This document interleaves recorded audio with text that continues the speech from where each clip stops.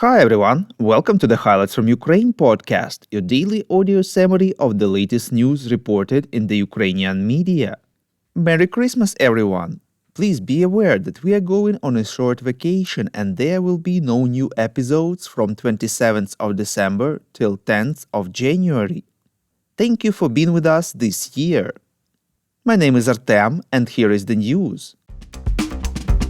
For 669 days, Ukraine defends itself against the Russian invasion.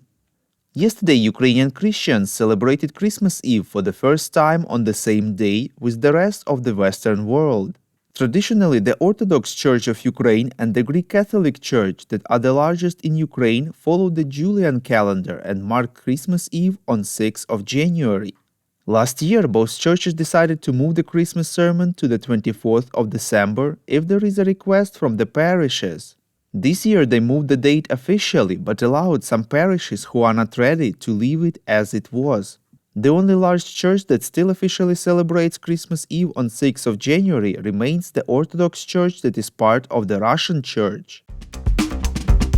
President of Ukraine Volodymyr Zelensky congratulated Ukrainians with Christmas. In his video address, he said that this is the second Christmas in times of full-scale war. Christmas with a different mood, context, and flavor.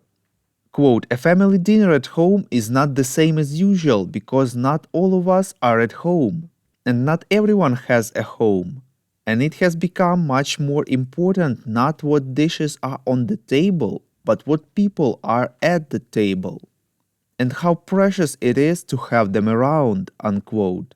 He stressed that today it is not so much about how we decorate our homes, but rather how we protect them and clean up the mess, sweeping the enemy out of our house. Quote, "How we rejoice at seeing the first star in the evening sky and not seeing enemy missiles and shaheds in it," unquote. Ukrainian air defense downed one more Russian Su-34 fighter bomber in the south, reports NV. Commander of the Air Force of the Armed Forces of Ukraine, Lieutenant General Mykola Oleshchuk, said that air defense worked also against another enemy plane, Su-30, in the direction of Odessa.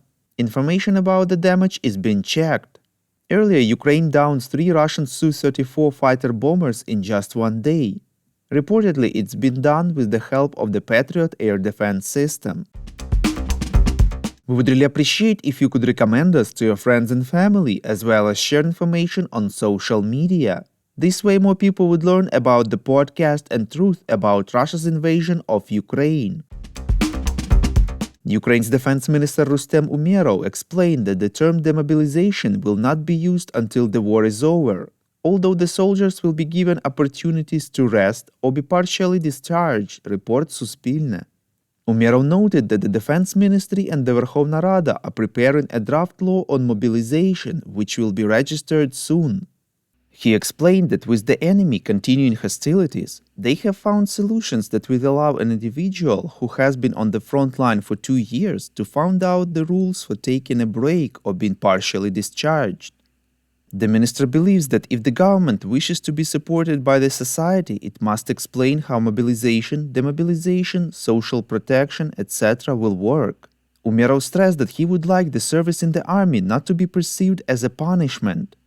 Earlier, he said that the Defense Ministry is considering using electronic call-up notices to inform men, including Ukrainian citizens living abroad, that they should report to military enlistment offices.